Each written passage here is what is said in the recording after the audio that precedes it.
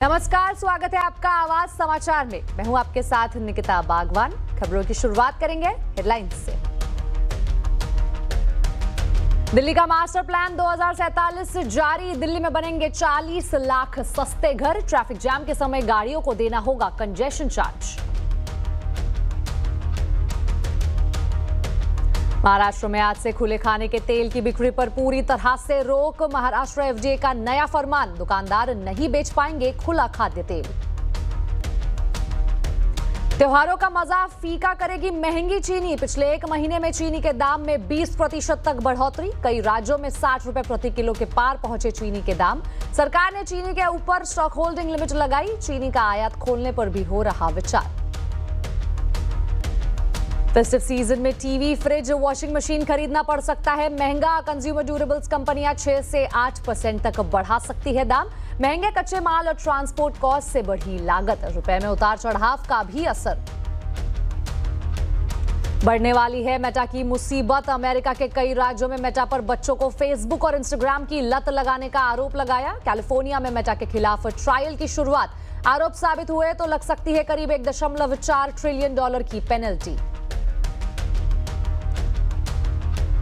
Catch पर CNBC आवाज की मुहिम का बड़ा असर। सेबी ने 13 अगस्त को सेंसेक्स वीकली एक्सपायरी पर हुई गड़बड़ी पर लिया बड़ा एक्शन। कॉकटेल, मॉरिशस और मानसी शेयर में बाजार में कामकाज पर लगाई रोक। मैनिपुलेशन से कमाए गए 3 करोड़ 68 लाख रुपए भी किए जब्त।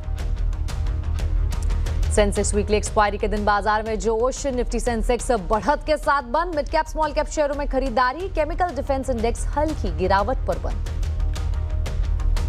जेपीएससी जेएसएससी एग्जाम रद्द करने पर झारखंड हाईकोर्ट ने लगाई रोक। याचिकाकर्ताओं को तत्काल काम पर लौटने का दिया निर्देश। सोरेन सरकार को 15 दिन में जवाब दाखिल करने को कहा।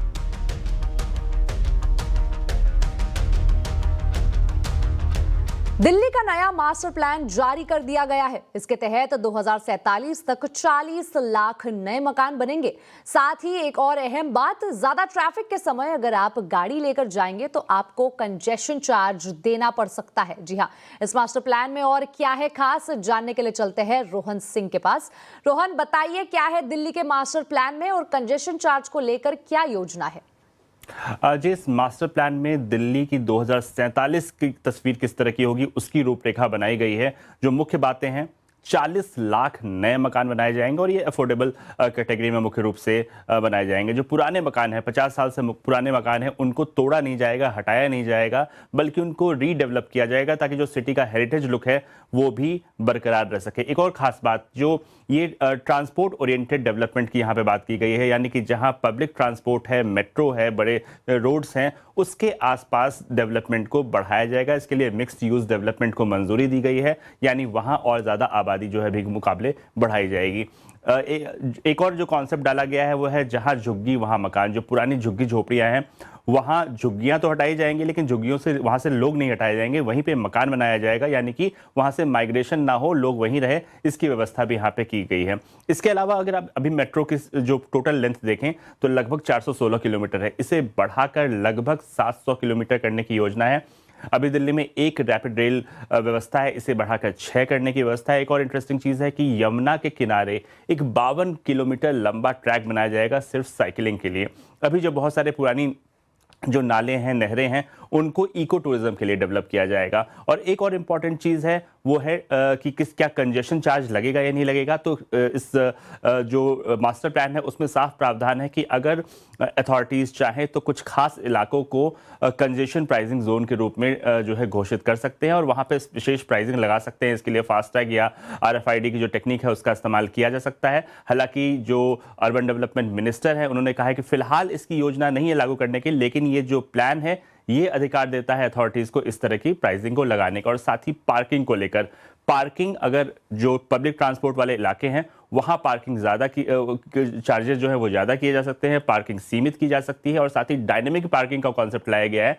आप पीक आवर में पार्क करना चाहते हैं तो आपको ज़्यादा कीमत चुकानी पड़ सकती है, और अगर पीक आवर नहीं है तो उस वक्त आपको कम कीमत चुकाना पड़ सकता है। तो ये सारी कुछ इंपॉर्टेंट चीज़ें हैं जो दिल्ली मास्टर प्लान 2047 में रखी गई हैं।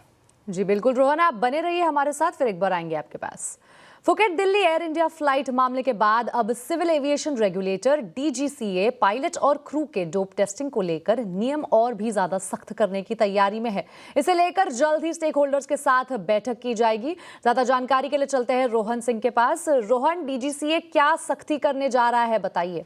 जी, दरअसल इस पूरे इंसिडेंट के बाद से इस बारे में सवाल उठ रहा है कि किस तरीके से चीज़ों को और स्ट्रेंथन किया जाए, खासतौर पे जो डोप टेस्ट से जुड़ी हुई चीज़ें हैं उसको लेकर। तो अभी का जो मौजूदा नियम है वो कहता है कि 10% रैंडम सैम्पलिंग होनी चाहिए, रैंडम टेस्टिंग होनी चाहिए, चाहे वो पायलट हो, क्रू हो, एविएशन के स्टाफ हो, एटीसी के स्टाफ हो। जो प्रस्ताव है उसके मुताबिक इसे बढ़ाकर 25% करने की योजना डीजीसीए बना रहा है। इसके लिए स्टेक होल्डर कंसल्टेशन शुरू हो चुका है। साथ ही जो पेनल्टी है, अगर आप पहली बार कोई जो है अगर डिफॉल्ट करता है तो अभी के मुताबिक सिर्फ उसको काउंसलिंग या रिहैबिलिटेशन जैसे प्रावधान रखे गए हैं, लेकिन यहां भी एक सख्त पेनल्टी लगाई जाए, इसको लेकर भी योजना है। तमाम एयरपोर्ट से, पायलट एसोसिएशन से इसको लेकर सलाह ली जा रही है। और इसी बीच जो अलग अलग एयरलाइन है उन्होंने अपने लेवल पे जो वॉलंटरी डिक्लेरेशन स्कीम है वो शुरू की है। एयर इंडिया एक्सप्रेस ने शुरू की है और एयर इंडिया तो अपने पूरे जो 5000 पायलट है उन सबकी टेस्टिंग मैंडेटरी कर रहा है इस वक्त। जी बिल्कुल रोहन, बहुत बहुत शुक्रिया इस पूरी जानकारी के लिए। बढ़ते हैं अगली खबर की ओर। फेस्टिवल सीजन में महंगाई की मार जोर से पड़ने वाली है। टीवी, फ्रिज, वॉशिंग मशीन और दूसरे घरेलू सामान के दाम बढ़ सकते हैं।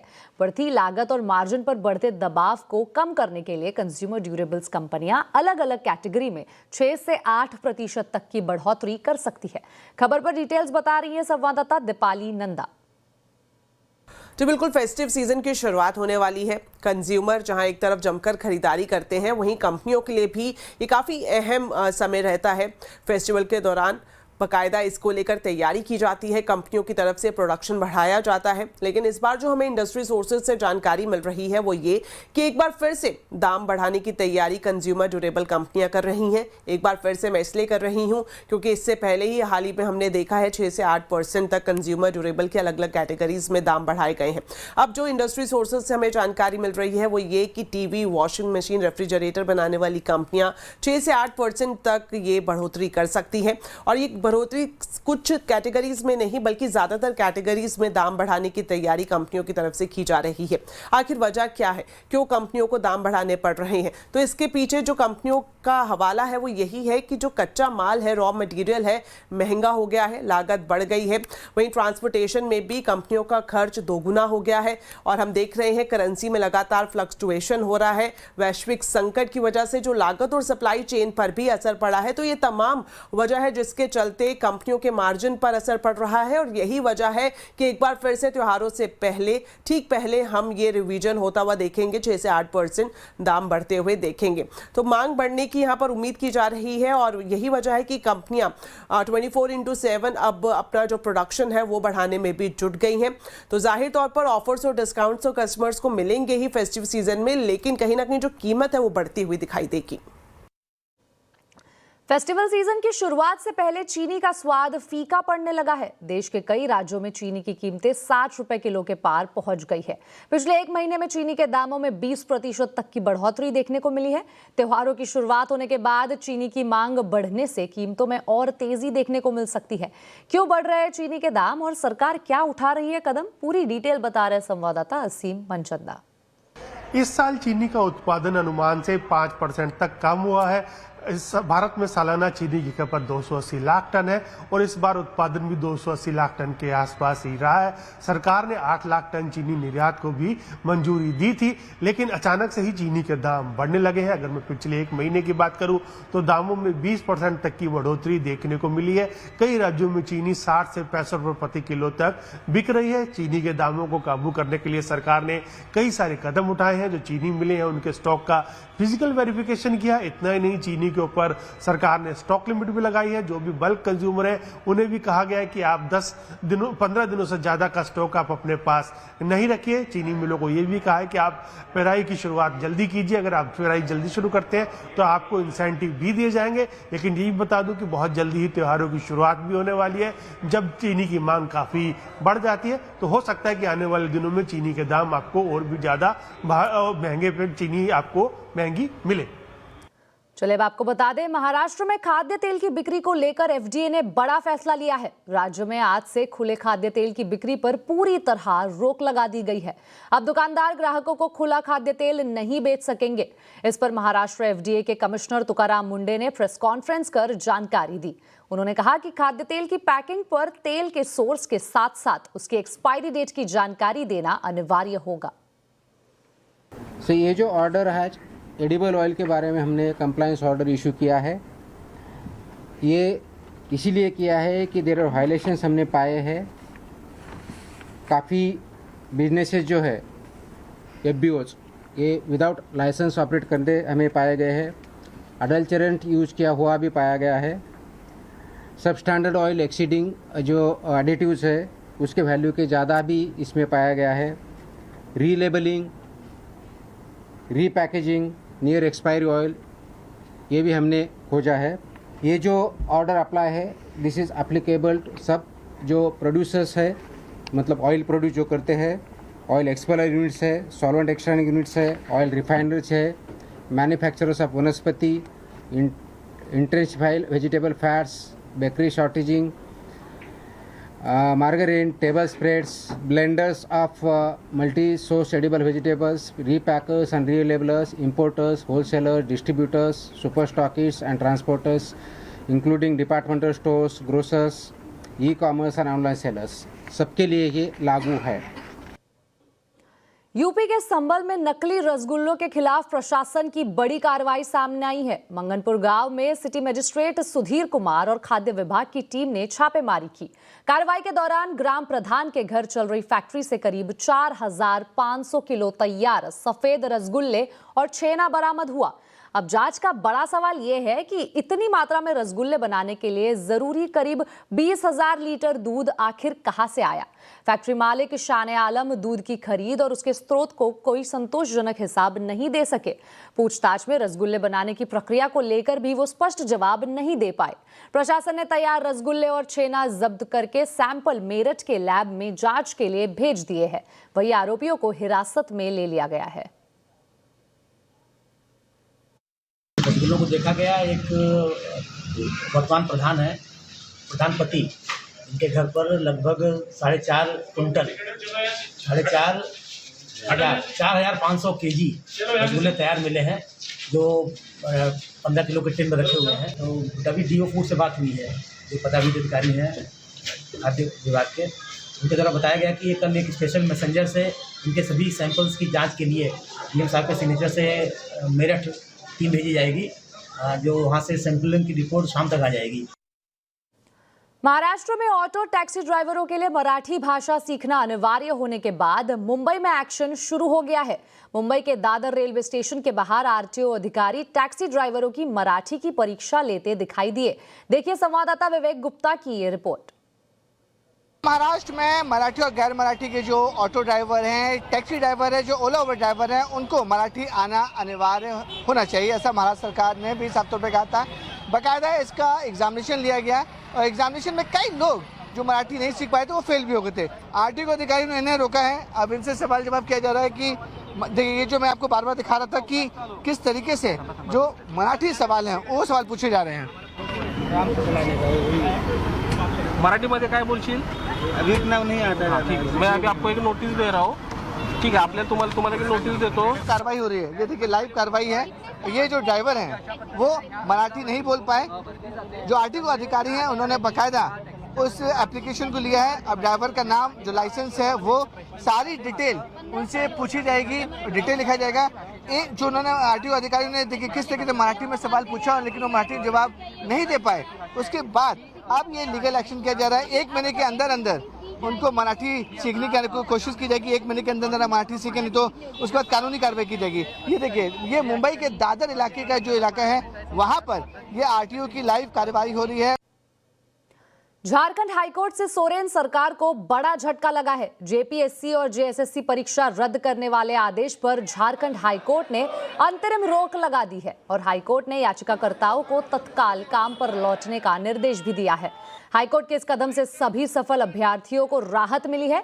जिन्होंने चयन प्रक्रिया पूरी कर नौकरी हासिल की थी। उधर हाईकोर्ट ने सोरेन सरकार को 15 दिन में जवाब दाखिल करने का भी आदेश दिया है।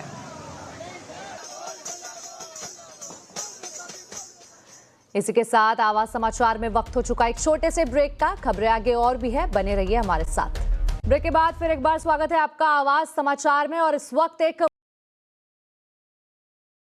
दामों को लेकर सरकार एक्शन में आ गई है। जी हां, त्योहारों में चीनी के दाम काबू में रहे, इसके लिए अभी से सरकार हरकत में आ गई है। पहले बल्क कंज्यूमर के लिए स्टॉक होल्डिंग की सीमा लगाई और अब ड्यूटी फ्री शुगर इंपोर्ट को मंजूरी दी गई है। ज्यादा जानकारी के लिए जुड़े हैं असीम मनचंदा। असीम, बताइए सरकार ने चीनी के इंपोर्ट पर आखिर क्या फैसला लिया है? देखिए, पिछले कुछ दिनों से चीनी के दामों में लगातार बढ़ोतरी हो रही है और अब तक चीनी के दाम 20% तक बढ़ चुके हैं। कई राज्यों में दाम 65 रुपए के प्रति किलो के पार भी पहुंच गए और त्योहार भी शुरू होने वाले, तो सरकार को चिंता थी कि कहीं दाम और ज्यादा ना बढ़ जाए, तो सरकार इसको काबू में लाने के लिए लगातार कोशिशें कर रही है। पहले तो सरकार ने इसके ऊपर स्टॉक लिमिट लगा दी थी। स्टॉक लिमिट लगाने के बाद सरकार को लगा कि अभी भी दाम काबू में नहीं आ रहे, तो सरकार ने स्टॉक लिमिट को और कड़ा कर दिया और नए निर्देश जारी कि कोई भी बड़े जो शुगर कंज्यूमर कंपनीज है वो 10 मैट्रिक टन जितना शुगर कंज्यूम करती है तो वो 15 दिन से ज्यादा का स्टॉक अपने पास नहीं रख पाएंगे। और दूसरा बड़ा फैसला सरकार ने अब लिया है कि चीनी के इंपोर्ट को खोलने का फैसला ले लिया है। 10 लाख टन चीनी का आयात किया जाएगा। ड्यूटी फ्री के ऊपर ये आयात किया जाएगा। ये भी बता दूं कि चीनी के ऊपर 100% तक की कस्टम ड्यूटी लगती थी, लेकिन सरकार ने इसको पूरी तरह से वेव ऑफ कर दिया है। रॉ शुगर का आयात करने के लिए हरी झंडी दे दी है। ऑथराइजेशन भी सरकार ने इसके लिए खोल दी है। तो 31 अक्टूबर तक ये राज चीनी का आयात कर लिया जाएगा। उसके बाद नया शुगर का सीजन शुरू हो जाएगा। चीनी मिलें अपनी पेराई शुरू कर देंगी, तो उसके बाद चीनी के दामों में कमी आ सकती है। तो सरकार ने अब कड़े फैसले लेने शुरू कर दिए ताकि उपभोक्ता को त्योहारों के दौरान परेशानी ना हो। जी बिल्कुल असीम, बहुत बहुत शुक्रिया इस पूरी जानकारी के लिए। आपको फिर एक बार बता दें, ये बड़ी खबर, चीनी के दाम कंट्रोल करने के लिए सरकार ने फिर एक बार कड़े कदम अपनाए हैं और 10 लाख टन चीनी के इंपोर्ट का आदेश भी जारी कर दिया है। चलिए बढ़ते हैं अगली खबर की ओर। विदेशी मुद्रा पर निर्भरता घटाने और रुपए में इंटरनेशनल ट्रेड को बढ़ावा देने की दिशा में डीजीएफटी ने नियमों में बड़ा बदलाव किया है। अब भारतीय एक्सपोर्टर्स के लिए विदेशी बिक्री का इनवॉइस और सेटलमेंट भारतीय रुपए में करना आसान होगा। इस पर ज्यादा जानकारी के लिए जुड़े हैं संवाददाता आलोक प्रियदर्शी। आलोक, बताइए डीजीएफटी ने नियमों में क्या बदलाव किए हैं? बिल्कुल, देखिए अभी तक सिर्फ डॉलर या उस देश की करेंसी में ये डीलिंग होती थी जब भी कोई भारतीय एक्सपोर्टर एक्सपोर्ट करता था। लेकिन अब डीजीएफटी ने अपने जो एफडीआई विदेशी एफडीआई के जो नियम होते हैं उसमें ये बदलाव किया है और जो फॉरेन पॉलिसी जो है उसमें बदलाव किया है और ये कहा है कि रुपए को भी इस जो भी करेंसी होगी उसके साथ इसको ऑप्शन दिया जा सकता है। यानी कि अब रुपये में भी जो भी इनवॉइस कंपनियां रेज करेंगी, साथ ही साथ उसका सेटलमेंट जो करेंगी वो दोनों रुपये में हो सकता है। ये अपने आप में जो भारतीय एक्सपोर्टर हैं, इंडियन कंपनियां हैं जो एक्सपोर्ट करती हैं, उनके लिए कन्वर्टिबिलिटी करने में उनको एक्स्ट्रा परेशानी होती थी, उन्हें कमीशन भी देना पड़ता था। लेकिन अब जो नियम में बदलाव किए गए हैं, जो पॉलिसी में जो बदलाव किए गए हैं फॉरेन ट्रेड पॉलिसी में, उससे सबसे बड़ा फायदा हो गया कि इनवॉइस भी रुपये में जारी किया जा सकता है और इसका ट्रेड सेटलमेंट में भी रुपये में हो सकता है। इसके लिए जो बैंकिंग के जो चैनल्स होते हैं उसके जरिए इसको करना होगा। आरबीआई के पहले से गाइडलाइंस हैं, उसके तहत इसका जो सेटलमेंट रुपये में आसानी से हो सके। तो कुल मिलाकर ये रुपये को एक इंटरनेशनलाइजेशन करने की सरकार लगातार कोशिश कर रही है। रुपये को इंटरनेशनल मार्केट में एक वैलिड करेंसी बनाना चाहती है, उसकी दिशा में इसे एक बड़ा कदम मान सकते हैं। जी बिल्कुल आलोक, बहुत बहुत शुक्रिया इस पूरी जानकारी के लिए। अब एक नजर आज के बाजार के हाल पर। सेंसेक्स वीकली एक्सपायरी के दिन बाजार में जबरदस्त जोश देखने को मिला। बाजार में चौतरफा खरीदारी रही। सेंसेक्स और निफ्टी बढ़त के साथ बंद हुए। मिड कैप और स्मॉल कैप शेयरों में भी जोरदार खरीदारी देखने को मिली। कैसे रहा आज के बाजार का पूरा हाल, बता रही है रक्षा रावत। सेंसेक्स की वीकली एक्सपायरी के दिन भारतीय बाजारों में जोश देखने को मिला और लगातार 7 दिन की जो गिरावट थी भारतीय बाजारों की आज कहीं ना कहीं फिसल आउट होती हुई नजर आई और भारतीय बाजार काफी अच्छे गेंस के साथ बंद हुए हैं। क्रूड में उबाल के बावजूद भी यहां पर आज भारतीय बाजारों में उछाल देखने को मिला। निफ्टी की बात करें तो यहां पर 150 पॉइंट की तेजी के साथ क्लोजिंग हुई है और निफ्टी बैंक में करीब 250 पॉइंट के गेंस के साथ क्लोजिंग हुई है। मिड कैप और स्मॉल कैप की बात करें तो आज यहां से भी बाजार को सपोर्ट मिलता हुआ नजर आया। दोनों इंडेक्स में काफी अच्छी तेजी देखने को मिली।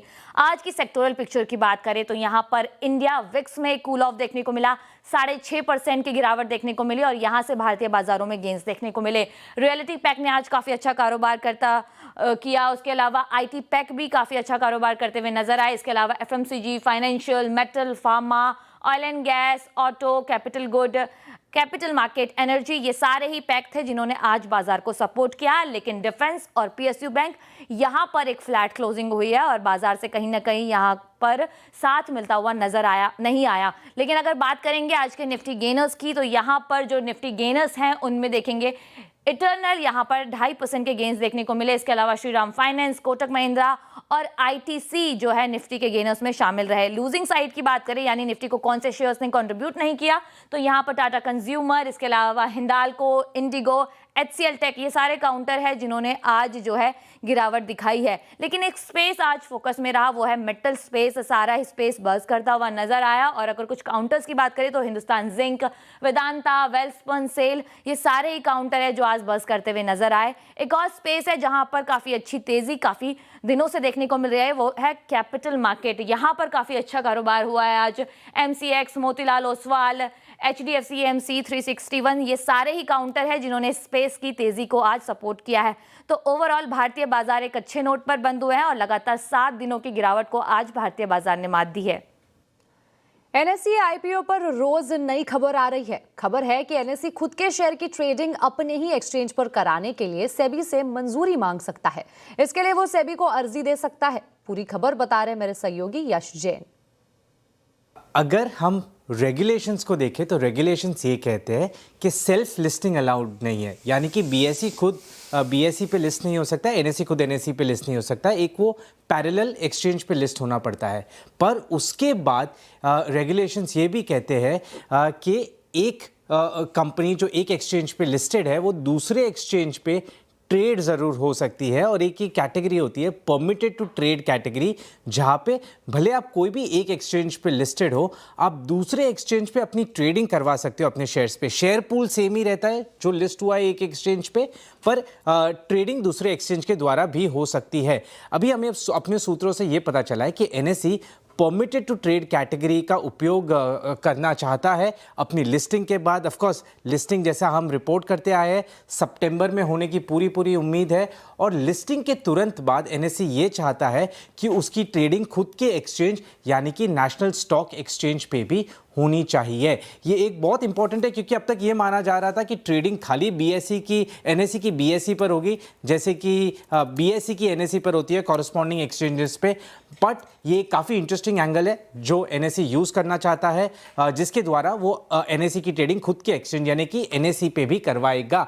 अभी इसका एक सबसे बड़ा उदाहरण और एक ट्रिविया था काफ़ी इंटरेस्टिंग, ये भी था कि बहुत लंबे समय तक एमसीएक्स एक बीएसई लिस्टेड कंपनी थी जिसकी ट्रेडिंग डे 1 से एनएसई पर भी होती थी। तो वो एक प्रेसिडेंट जैसा था इस मामले में और वो सेम प्रेसिडेंट हम शायद रिपीट होते हुए बहुत जल्द देखेंगे एनएसई के मामले में। चलिए बढ़ते हैं अगली खबर की ओर। अमेरिका ने अब ईरान के खिलाफ इकोनॉमिक ऑपरेशन करने का ऐलान किया है। उन्होंने ईरान के खिलाफ क्रशिंग इकोनॉमिक ऑपरेशन का ऐलान किया। ट्रंप ने कहा कि ईरान के तेल कारोबार समेत सभी बिजनेस को दुनिया से काटकर ईरान को तबाह कर देंगे। इसके अलावा ट्रंप ने ईरान की मदद करने वालों को भी चेतावनी दे दी। उन्होंने अमेरिका के सहयोगी देशों से भी अपील की है कि वो अमेरिकी मुहिम में उनका साथ दे। वहीं ईरान ने इसे ट्रंप का हताशा बताया है। ईरान ने विदेश मंत्री ने कहा है कि ट्रंप ने यह कदम जंग हारने के बाद उठाया है। उन्होंने कहा कि खुद अमेरिका कर्ज के बोझ में दबा हुआ है। इन सबका असर हुआ है कि क्रूड की कीमतें तेज हो गई है। क्रूड $90 के ऊपर ट्रेड कर रहा है। Well, we have things that we could sanction. We have very draconian sanctions, and we'll see what happens. Right now, the strait is open. A lot of boats are coming through. People aren't reporting that, and that may slow down a little bit at some point. But right now, a lot of boats are coming through. The naval blockade has been extremely effective. Zero, I mean, literally, while it's up, and it's been for quite a while, you know, except for a couple of little pauses where we opened it purposely with a deal, but the deal didn't terminate. You know, the deal didn't turn out to be what they said. You know, when they tell us one thing and they do another. Kashmir को भारत का हिस्सा बताए जाने वाले अमेरिकी बयान पर पाकिस्तान बौखला गया है। पाकिस्तान ने भारत में अमेरिका के राजदूत सर्जियो गौर के बयान पर कड़ी आपत्ति जताई है। इस्लामाबाद में अमेरिकी राजनयिक को तलब कर कड़ा विरोध दर्ज कराया। पाकिस्तान ने अपने बयान में कश्मीर को अंतर्राष्ट्रीय स्तर पर विवादित क्षेत्र बताते हुए संयुक्त राष्ट्र सुरक्षा परिषद के प्रस्तावों का हवाला दिया। साथ ही अमेरिका से आग्रह किया कि वो कश्मीर पर अपने सार्वजनिक बयानों में पाकिस्तान के रुख का ध्यान रखे। दरअसल श्रीनगर के दौरे पर गए भारत में अमेरिकी राजदूत सर्जियो गौर ने कल जम्मू कश्मीर को भारत का अहम हिस्सा बताया था। इसके अलावा उन्होंने कश्मीर की प्रगति पर भी खुशी जताई। यहां तक कि अमेरिकी नागरिकों के लिए जो ट्रैवल एडवाइजरी को लेकर भी उन्होंने बयान दिया था। गौर ने कहा कि अमेरिका इसकी समीक्षा करेगा। आज इसी पर होगी चर्चा। आवाज अड्डा में गौर का कश्मीर बयान, पाकिस्तान परेशान। जरूर जुड़िए शाम 7:57 पर। चलिए इसी के साथ आवाज समाचार में अभी के लिए इतना ही। आप देखते रहे CNBC आवाज और अपडेटेड रहे खबरों पर हमारे सोशल मीडिया हैंडल्स के जरिए। नमस्कार।